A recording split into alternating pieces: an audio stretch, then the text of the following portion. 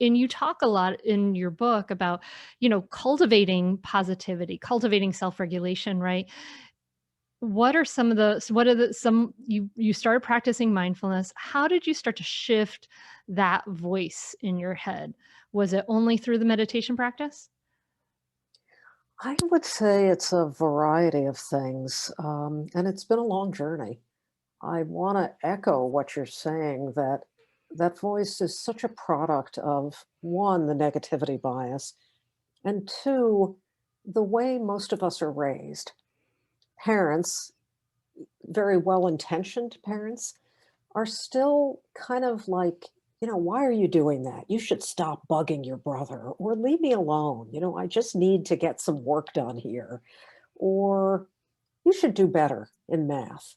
The bias in parenting is often toward the negative, and we we start internalizing these voices from our parents and from teachers and from coaches that I think prey upon the normal negativity bias. Yeah, yeah. So it's like the parents, coaches, teachers' negativity bias meeting Yeah, the child's negativity bias, and it yeah, multiplies. that's right. And if it makes sense, I wouldn't mind just reading a couple of paragraphs from my book because actually the part about working with the inner critic is my favorite part of the book. And I've gotten a lot of feedback that it's been particularly helpful for people. So maybe I'll just Yes, yes, read please a few do. paragraphs.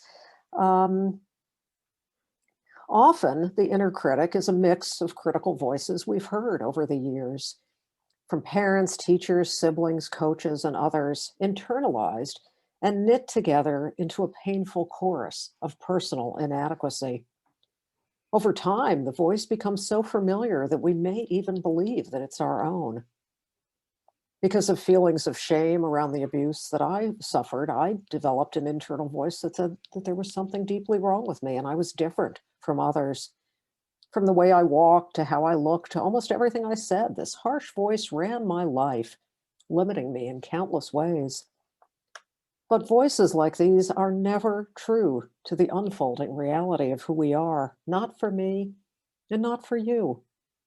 The inner critic's messages are based on selected snapshots and inaccurate ones at that. They don't reflect the full story of who we are and what we do in all the moments of our lives. The inner critic ignores our moments of tenderness, kindness, generosity, and goodwill that are also part of our days. Nevertheless, that voice can be powerful. I'll stop there.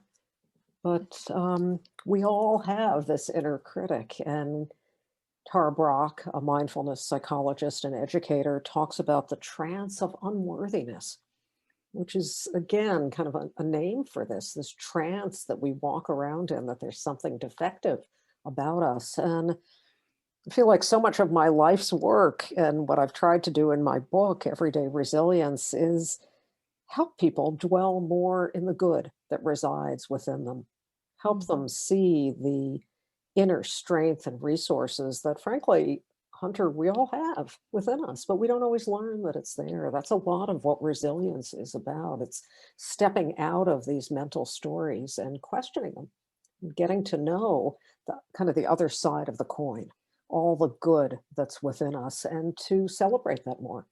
It's not to say that we're perfect.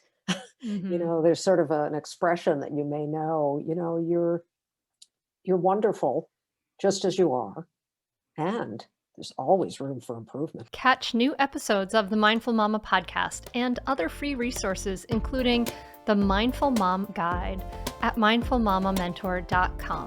You can listen to every back catalog episode, including interviews with Dr. Dan Siegel, Janla Van Zant, Sharon Salzberg, and get meditations, join our private Facebook group, and more. Go to mindfulmamamentor.com now. I'll see you there.